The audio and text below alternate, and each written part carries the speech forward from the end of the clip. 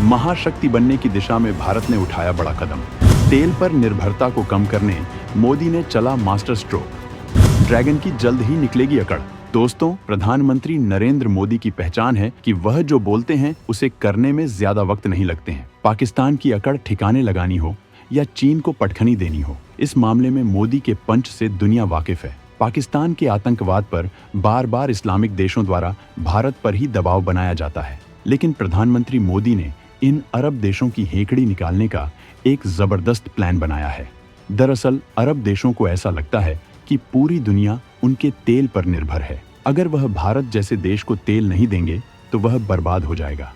लेकिन वह नहीं जानते कि भारत का नेतृत्व ऐसे मजबूत हाथों में है जो हाथ मिलाना भी जानता है और हाथ मरोड़ना भी।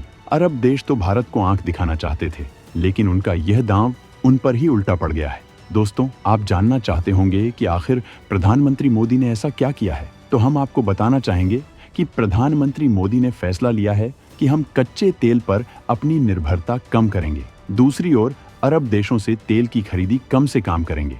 भारत के इस डिसीजन से अरब देशों की नींद उड़ गई है। चले थे पाकिस्तान का समर्थन करने, लेकिन वह भूल गए कि पाकिस्तान वह नासूर है कि जो भी उसके पास जाता है वह बर्बाद हो जाता है। अब सारे अरब देश अपने किए पर पछता रहे हैं, लेकिन अब देर हो चुकी है और प्रधानमंत्री ने इस मामले में बहुत बड़ा कदम उठाया है, जिसने दुनिया भर को हिलाकर रख दिया है। दोस्तों, इस बारे में जानने के लिए वीडियो को आगे देखिए। लिथियम रेस में भारत की एंट्री, अर्जेंटीना के साथ कर दी डील। दुश्मन चीन की धड़कनें हुई तेज। भारत ने तेल पर अपनी निर्भरता को खत्म करने का न केवल ऐलान किया, बल्कि उन पर काम करना भी शुरू कर दिया है।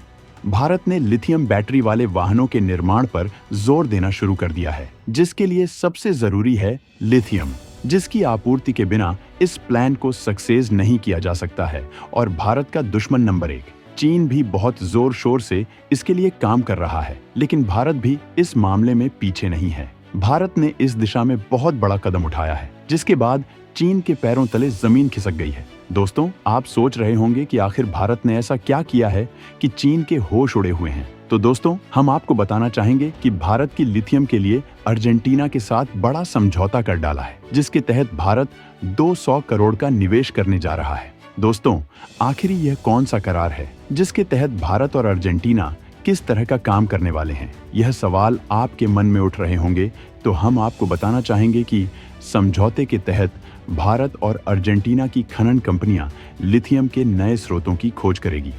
देश की सबसे बड़ी खनन कंपनी कैमियन के अनुसार अर्जेंटीना में लिथियम समृद्ध काटामार्का प्रांत के गवर्नर राउल जलील इस वर्ष भारत आने वाले हैं। वहीं भारत के खनन मंत्रालय ने यह घोषणा की है कि अर्जेंटीना के साथ यह साझेदारी भारत के लिए लिथियम सुरक्षित करने के खनिज विदेश इंडिया लिमिटेड के BIL के प्रयासों को बढ़ाएगी। इसके साथ ही ब्राइन टाइप लिथियम अन्वेषण, शोषण और निष्कर्षण में मूल्यवान तकनीकी और परिचालक विशेषज्ञ भी प्रदान करेगी। साल की शुरुआत में KBIL 5 लिथियम ब्लॉकों का पता लगाने और विकसित करने पर सहमत हुई है। दोस्तों, वहीं चीन की जिजिन माइनिंग ग्रुप जैसी कई वैश्विक कंपनियों ने अर्जेंटीना के लिथियम बाजार में कदम रखा है। आप सोच रहे होंगे कि लिथियम के लिए दुनिया भर के देश अर्जेंटीना का रूप क्यों कर रहे हैं, तो हम आपको बताना चाहेंगे कि अर्जेंटीना दुनिया में लिथियम का चौथा बड़ा भंडार है, जो चिली और ऑस्ट्रेलिया के पीछे है। ऐसे में इलेक्ट्रिक व्हीकल की दुनिया का बादशाह बनने के लिए भारत को बड़ी मात्रा में लिथियम की जरूरत है। वहीं अगर भारत इलेक्ट्रिक व्हीकल वाहनों की स्कीम सफलतापूर्वक जमीन में उतरने में कामयाब हो गया, तो न केवल महंगाई से निजात मिलेगी, बल्कि दुश्मन देश चीन से निपटने में भी मदद मिलेगी। भारत का जो बड़ा बजट अलग अलग देशों से केवल तेल खरीदने में खर्च हो जाता है, उसे बहुत बड़ी कमी आएगी और इन पैसों का उपयोग दूसरे विकास कार्यों में हो सकेगा। इसके साथ ही अरब देशों की हेकड़ी भी निकल जाएगी, क्योंकि जब दुनिया उनसे तेल ही नहीं खरीदेगा तो उनके तेल के कुएं और अर्थव्यवस्था बर्बाद होकर रह जाएगी।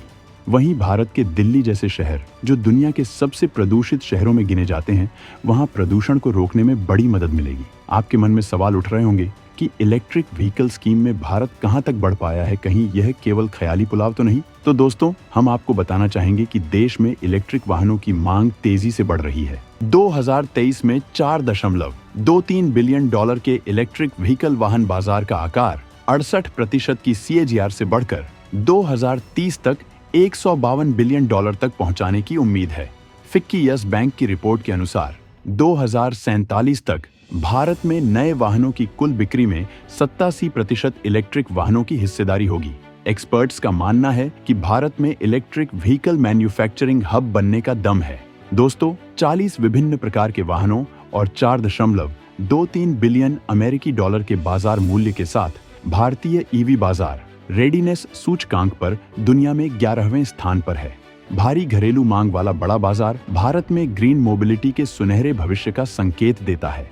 इलेक्ट्रिक रिक्शा, जो महानगरों में प्रथम और अंतिम मील कनेक्टिविटी में अभूतपूर्व है और उप शहरी और ग्रामीण आबादी को किफायती आवागमन प्रदान करते हैं, सरकारी समर्थन से भारत के ईवी उद्योग को और आगे बढ़ाया जा सकता है। यह उद्योग सरकार से सब्सिडी, कम कर, सरल फाइनेंसिंग विकल्प, ईवी चार्जिंग इंफ्रास्ट्रक्चर के विकास और समान इंफ्रास्ट्रक्चर मानकों की स्थापना जैसी अनुकूल पहलों के साथ अधिक सकारात्मक दृष्टिकोण चाहता है। ये उपाय भारत को इलेक्ट्रिक वाहनों द्वारा संचालित अधिक टिकाऊ भविष्य की ओर ले जाने के लिए आवश्यक है।